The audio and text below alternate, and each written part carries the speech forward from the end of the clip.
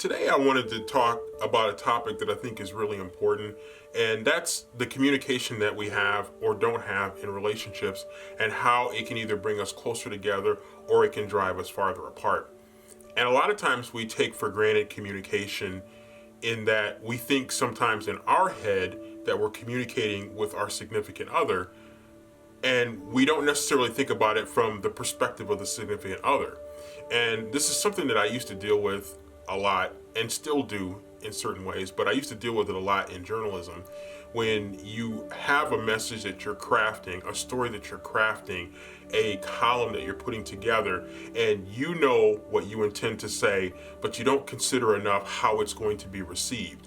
So it's one thing to consider how you're going to write it in the message that you're attempting to get across. It's another thing to anticipate how it's going to be received. And this is true not only in journalism, but it's true on the other side of the media in public relations. It's essential that you consider how your message is going to be received. And too many times in communication issues in our relationships, we don't consider the recipient of the message that we're trying to get across. We assume that because we intend something to be conveyed a certain way, that it's going to be received in the way that we convey it, that there aren't going to be any ambiguities. There aren't going to be anything that could go differently than what we anticipate. And as we know, it doesn't always work out that way. And it's important to remember that when you're communicating, it's more important, or at least as important, to consider the recipient and how they're going to receive your message as much as you're considering what you intend.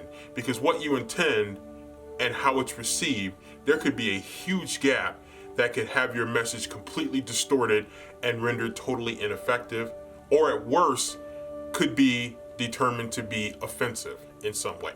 So anticipate your audience, how they're going to receive things. That's good in public relations, that's good in journalism, and it's really good in your interpersonal relationships, especially a relationship with a significant other.